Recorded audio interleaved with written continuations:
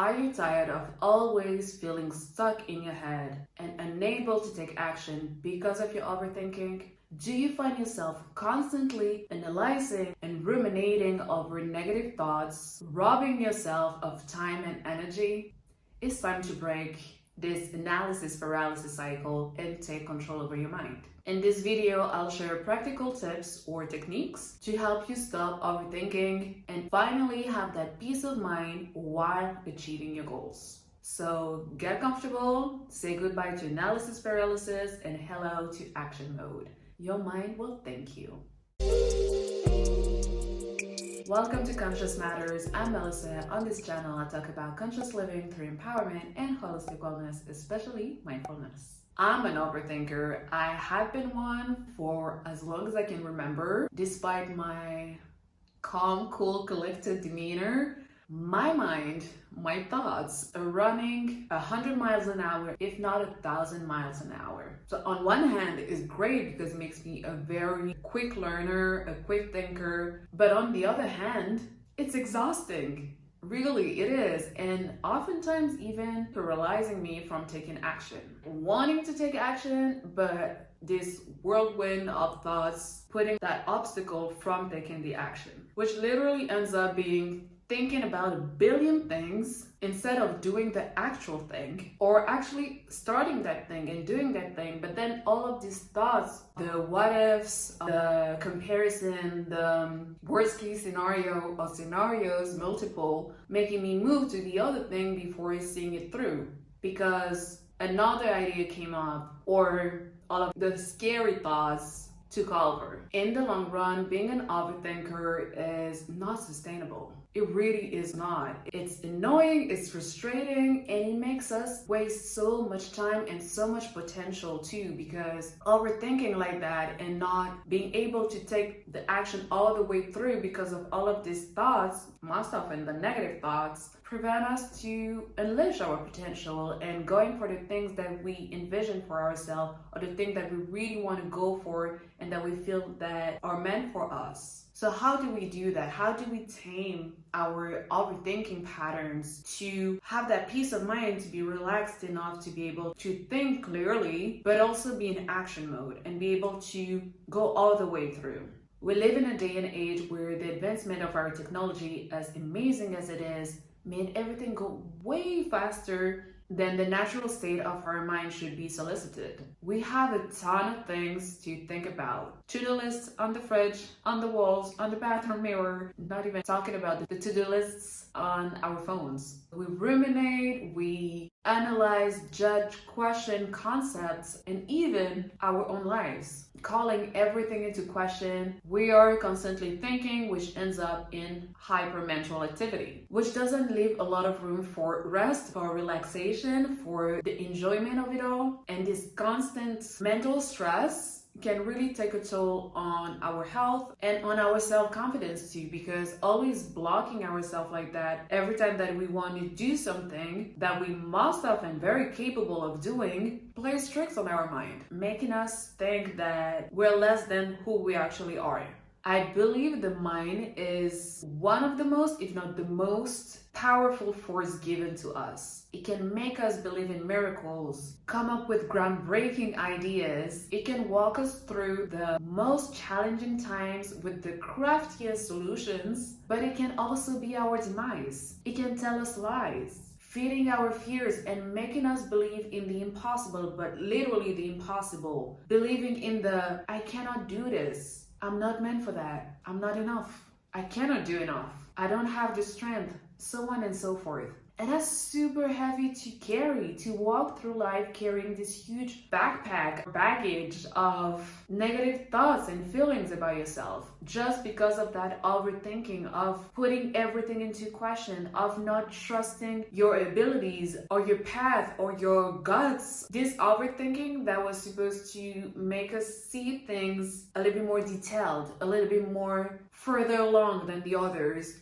giving us an advantage can actually turn out to be our disadvantage. But at the same time, it's literally the job of the mind to never stop thinking. There's no reason for the brain to stop thinking. It's its only job. But when we get it in overdrive, that's when the feelings of anxiety and overwhelm come in, robbing us from time, robbing us from energy and a healthy mental state. To me, the cause of overthinking is negative thinking, is having negative thoughts. Because when we overthink, most of the time, if not all of the time, is not to make the thing that we're overthinking about better or convincing us that it's great for us. It's most of the time a way to make ourselves feel less than. And what I mean by that is to doubt ourselves, to self-sabotage ourselves, to feed this negative thinking, to give up on ourselves. The first step in letting go of this overthinking or overthinking patterns is to focus on resolving negative thinking, or at least not letting these negative thoughts take over our minds. If you're an overthinker, you're very familiar with negative thinking as well, but it's essentially focusing on what's wrong and what is not working, but in a way that we are digging our own rabbit hole, so it triggers even more negative thoughts. One thought always want to draw more thoughts, and usually the same kind of thoughts, pulling them out of us like water gushing out a tap. There is this African proverb that I absolutely love, and it can be adapted to negative thinking so well, that says, when there is no enemy within, the enemy outside can do us no harm. But in this context with overthinking, the enemy inside of us, when we finally manage to deal with those heavy feelings, these negative thoughts that are feeding our overthinking, everything that we saw as obstacles, as challenges, as things that we couldn't do, that we were not capable of, that we were not doing enough, so all of the things that we were supposed to do but we couldn't do, don't matter anymore. Don't matter because there is not this resistance anymore. This resistance is gone, or at least well tamed down to be able to approach them with a new mindset, a new perspective, a new set of eyes, a new motivation. Please remind yourself every time that you start digging your own rabbit hole, leading you to overthinking and literally blocking yourself, remind yourself that your thoughts are not who you are. Most of the time, they're just that. They're just thoughts that will pass or will change with time. Not all of your thoughts have the same weight, have the same value, have the same importance. Some are just so pointless. Trust me. Others are groundbreaking, and some are practical and necessary. It's a matter of sorting which thoughts are worth following and where to stop. Don't get into that negative spiral because it's really hard to get out when you're in the whirlwind of it. Overthinking has many consequences, not so cool, not so glamorous, not so positive consequences, but let's go over some and try to see how we can find at least one technique to counter them. So one of the consequences of overthinking is being too stuck in our head. So much so that it prevents us from taking action. Every time that I'm stuck, that I know that my overthinking is trying to fight me and take over me, the one thing that I do, because I want to take that action, I don't want to be my own enemy, I don't want to hold myself back anymore. So what do? I break that big goal, that task, or even sometimes even like a small goal or a small action, like a day-to-day action that you're supposed to take but you don't take because of the overthinking or the self-sabotage or the self-doubt. I also made videos about self-doubt and self-sabotage, so if you want to check them out. So I break down tasks into little ones, sometimes the smallest one possible, having like this step-by-step approach instead of going directly to I need to do and take that action. This big chunk, like I break it down in small ones and I try to simplify as much as possible. Let's say that you're supposed to do all of your admin because you haven't done it, you have been postponing it. Let's be honest, it's not the most exciting task to do. So you have like a huge pile of mail that you have to go through. Instead of dreading that pile and literally hiding it in the corner of your living room or stressing out over it every time that you see it, go step by step. What if on that day you don't deal with all of the intricacies of all of your admin, but you just take the first step, which is opening all of the envelopes and reading what are they about? And then instead of like going into each one of them,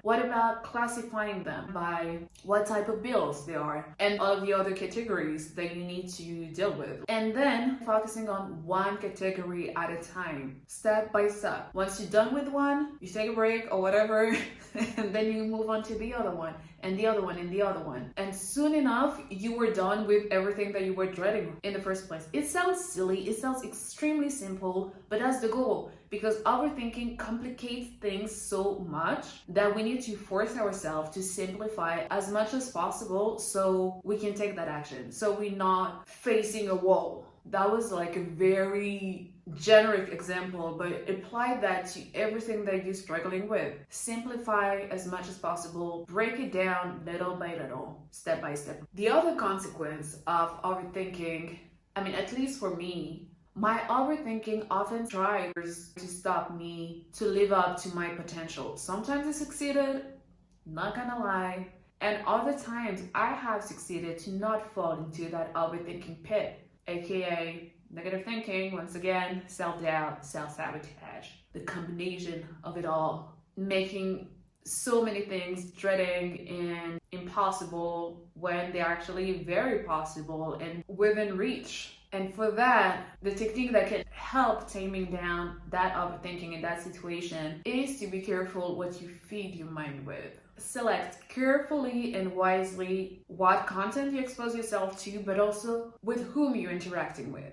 Because sometimes even the people who love you the most will project their own fears onto you to protect you, because they had that experience in the past and it wasn't a good experience for them. So they assume it won't be a good experience for you. It can come from like a very genuine, caring place, but it's still projections of fears and self-limitations onto you. So be careful to not feed yourself with information, with content, with advice that are at the end of the day detrimental to yourself. I think one of the biggest consequences to overthinking is that in a battle between rethinking the past and worrying about the future and creating that anxiety within you. And what I mean by rethinking the past is, when you constantly rethinking about past actions, past experiences, past mistakes, past things that you said that you were not supposed to say, or that brought up a situation that was not the best situation, and wondering what went wrong.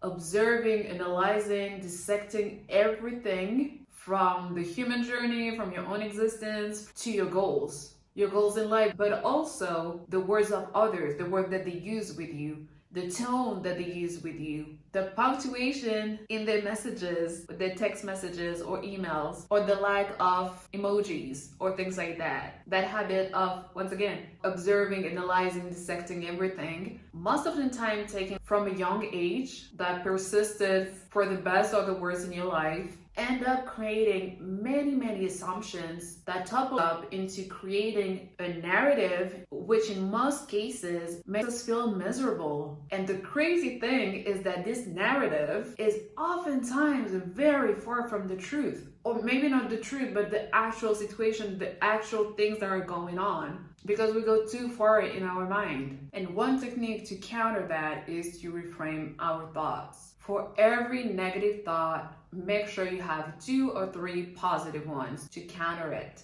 Not like positive idealists that you don't even believe in them, but a thought that is rational and empowering to not only calm the mind, but also to show it, to prove to it that it's possible, it's doable. Feed yourself with positive affirmations, ones that you actually believe in. And actually, if you already do that, share in the comments below 1 or 2 affirmations that you use so it can be useful to someone else dealing with overthinking. One that I use, which is very short but very effective, is "I got this." Because it gives me back control. It gives me back my power. It's like I'm reclaiming it again instead of deflating myself and being like, I can't do it, or it's not made for me. So instead of giving up, like, no, I can do it. I got this. Let's go. So that's like one that I often use when the overthinking or the self-doubt or the self-sabotage is trying to kick in, or the anxiety even is trying to kick in. So once again, affirmations, make sure that you're not saying random words but that you don't really believe in, but that you actually feel the words. You feel them in a way like vibration, the meaning of each word, so you can embody the energy of each word. If you take by the I got this, make sure that you feel I got this. I'm ready to go, like I'm pumped up. You know, to be honest, at first it sounds really stupid, but don't be too quick to judge, because it works. It works wonderfully. With time, your brain will register it as your own self-talk and you will just act accordingly. And a little trick, when you say them right before going to bed, repeat them over and over again. Oftentimes when you wake up in the morning, is one of the first thoughts that comes into your mind. And that's like pretty cool, because first thing in the morning, you feel empowered and uplifted. Because yes, we're thinking about the past, but overthinking also makes you worry so much about the future. It creates so much anxiety about what is right, what step should I take, what I'm doing, is it right, is it useful, is it good enough? Thinking about what people would think of us, what they will think about our actions, what will happen if I do X, Y, and Z, but not in a healthy way, like what will happen, so I make a strategy and then I'm able to go step by step, so on and so forth. No, in that case, when you're overthinking is what will happen, and then you list all of the worst case scenarios because you're only focusing on what's going wrong or what will go wrong. Having all of these thoughts coming from literally everywhere, tumbling each other, and you having to ruminate to the point of anxiety, which eventually leads you to paralysis-analysis, because you're like, okay, now what do I do? Like, I'm stuck. I'm thinking about way too many things, too many scenarios, and then thinking, okay, it's not the right moment now. I will deal with it later. I will do it when. And then you give all of the excuses, all of the example possible of when is not the right time right now. When I will have X, when I will be X, I'll start doing that thing. When in reality, there is no right moment at all. It's just a moment. It's never the right moment. To stop that inner battle of rethinking the past and worrying about the future, having this depression versus anxiety battle, is presence. Ground yourself in the present moment. Be fully and entirely here. Be present. I mean, we all distracted. We all thinking about billion things. We have so many different responsibilities depending on your own situations. You know how many you have. Everything is moving so fast. Even the way that we walk outside, if you live in a big city, you know that we walk so fast. We're so agitated, we're so stressed out, we're so on edge most of the time, if not all of the time. And once again, especially for people living in big cities. So as a general rule, I think we all need to freaking calm down, period. We need to calm down. We need to take a chill. We need to take a breather. So grounding practices in the morning and in the evening to start the day in a way that will set the tone for your day, and also at the end of the day to warp it up in a way that brings you back into your body, brings you back into your own energy and your own presence. But do it in a way that works for you. You don't need to copy others or do what's trendy. Do something that actually grounds you. For some people, it will be yoga, others meditation, others prayer, others journaling, others dancing. So it really depends. For me personally, I love starting my morning with grounding practices such as prayer, 10-minute silent meditation, and then 5 minutes gratitude, writing 6 or 7 things that I'm grateful for, and then reading a little bit. Usually I try at least 5 minutes, and then if I do more, amazing, but at least 5 minutes of a book that inspires me or content that inspires me. Usually a book. It's better because when you start with your phone, it's like, you gone. And in the evening, I like to ground myself with journaling. I like to get all of the events and feelings and emotions of the day down on paper so I can fully let them go and process them if I need to. And days that I need venting, it also helps. And I do tapping meditation on an app right after. I mean, that's what I do now, but it looked different in the past, and I'm pretty sure it will look different in the future. So do what works best for you to ground yourself and to give yourself yourself that little peace of mind, that little break from your brain, for thinking, for your hyper mental activity, a break from it. It feels really good. And the other tip or the other technique to ground yourself, to stay present, you're gonna say that I contradict myself, but I'm not. Yes, I said that we have too many things going on and that we need to stop. But sometimes the way to ground yourself is to actually go outside, to do things, to do activities, but in full presence. So your mind don't have the leisure time to start overthinking about something, because it will be completely busy with the task at hand. When I'm saying that, activity is like being in your body, going to the gym, running, dancing, doing yoga or Pilates or whatever kind of activity that gets you in your body and not in your head anymore. It's magical, honestly. That has been working wonders for me. I try to do at least 20 to 30 minutes every day of getting into my body through Pilates, through yoga, through dancing, because that helps me to take a break and also be present into the right now. The other technique that really helps in overcoming or at least taming our overthinking is to have a discovery approach. Okay, you're like, what is that? What is discovery approach? I noticed personally for me, every time that I start overthinking about the future and the what ifs and the worst case scenarios, to overcome the analysis paralysis, realizing that life is actually an experiment drops down the pressure. When you take every single step in your life with the approach of experimenting, of trying out, just like I'm trying. If it works, awesome. If it doesn't, I'll try something else. When you have this mindset of, at the end of the day, not taking yourself too seriously, I'm not saying try this new thing or this thing and make a mess out of it. No, still do it to the best of your ability, but don't take it as the one thing that will be transcendental and completely change your life. And if you don't have that, it will be the end of the world. No, life is made of so many different chapters with so many different people doing things for the sake of doing them, for learning, for experimenting, for growing, drastically changes everything, drastically tames down the overthinking so much, because the stakes are not so high anymore. Or maybe they are, but having this approach makes you think that there's always not a safety net, because I personally believe that when you really want to do something that feels right and aligned with you, there's no need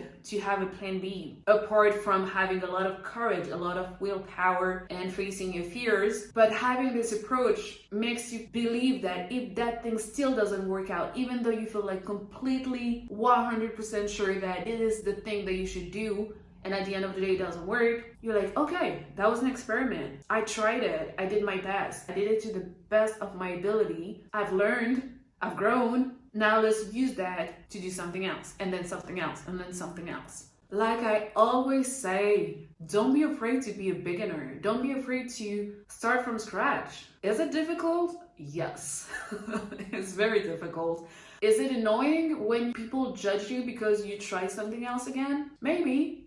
But as long as you're true to yourself and you're showing up as your authentic self, you should be fine. You have to be a beginner before being able to become an expert. And with that discovery approach, you don't even have to stick around until you become an expert. Maybe you just needed to learn few skills and go through some experiences to learn things that will direct you to your actual path, or to something that is actually way better for you. Sometimes, even if you feel like that was that thing that you were supposed to do, but you suddenly feel called to do something else, because that thing that you tried turns out to not be as aligned with you as you thought, or you objectively really suck at it. And that's also super important, to be honest with ourselves. It's not because you try something or you feel called to do something that you're gonna be good at it. If you give yourself enough time and you put all of your efforts into it and you still suck, you have to admit it, you have to face it, and you have to move on from it. Or sometimes you just don't want to carry on for X reason, and that's fair and valid too. So don't be afraid to go try the next experiment,